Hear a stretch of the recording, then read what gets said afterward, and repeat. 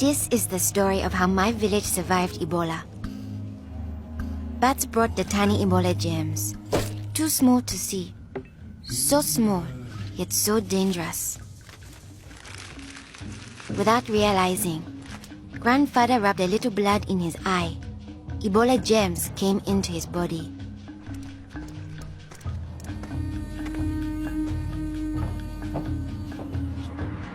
Days went by. Then grandfather got a terrible fever and weakness. We thought it was malaria, but he was soon much worse. He had vomiting and diarrhea. His fever got even higher. I ran to get the nurse. But grandfather had already died. I was heartbroken. The nurse thought it might be Ebola, a disease caught from bush meat, but which spreads from person to person. Others in our region had already died of this new disease. Unless we understood the disease and followed their rules, it could spread further and kill many more people. She explained that Ebola was in the body fluids of someone who was sick or had died of Ebola. Their sweat, tears, mucus, saliva, vomit, diarrhea, urine, breast milk, sexual fluids, and blood. When we touch a sick person's body fluids, the Ebola germs can get into small breaks in our skin or into our eyes, nose, or mouth. The Ebola germs spread into our body and make us sick.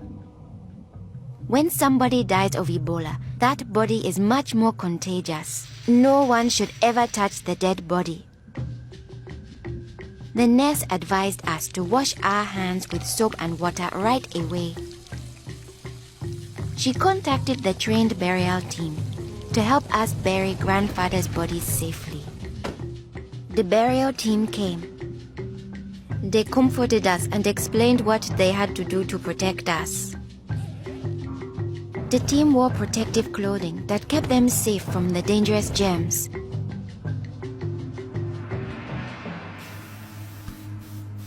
They sprayed grandfather's room and his body with chlorine to destroy the Ebola germs. They put his body safely away in a bag. To prevent the spread of Ebola, no one could touch the body of anyone who had died with signs of the disease. They also burned his mattress, bedding, and clothes, anything that might have his germs. All these actions made us safer. It was too great a risk to follow all our traditions, but we still honored grandfather in the time of Ebola. Our chief gathered all the villagers together after grandfather's death. He explained that it's natural for us to fear Ebola, but if we trust in our health workers and follow their rules, we could stop the disease. The nurse explains to us, when a person has symptoms such as fever, don't touch them. Get them to the treatment center right away. They will have the best chance of surviving and they won't spread Ebola. She advised us to wash our hands with soap and water many times a day. The whole village agreed to follow these rules. Since we all had close contact with grandfather, we were at risk of getting Ebola. We had to stay home. A health worker visited us every day to see whether we had fever or signs of sickness. We would show signs within 21 days if we had Ebola.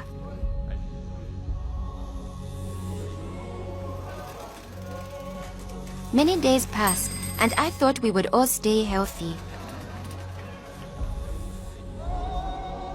But one morning, I found my mother burning with fever.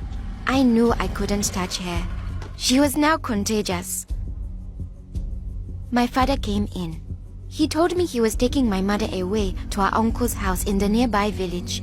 He was afraid to take her to the treatment center, afraid he'd never see her again. I knew I had to stop them. I was young, but I stood up to both of them. I told them if this could be Ebola, she must go to the treatment center right away. We needed to trust in our health workers to save her, save ourselves, and save our village. I saw in their faces that they understood. Running away would only lead to more death and suffering. My mother tested positive for Ebola. They found her a bed.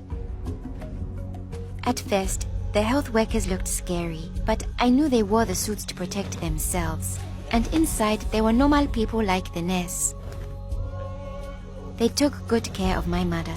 They gave her fluids, medicine, and food, and helped her body stay strong to fight Ebola.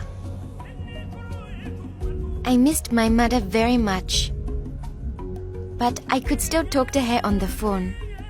Sadly, some people in my village didn't survive, but my mother got better day by day. Soon, we were able to see her from a safe distance. One day, the nurse announced that my mother would live. Now we were safe to hug and kiss her. It was a day to celebrate.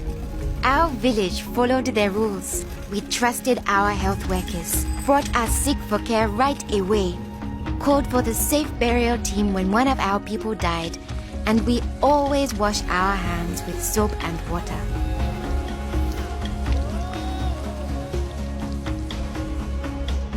Our village survived Ebola. Yours can too.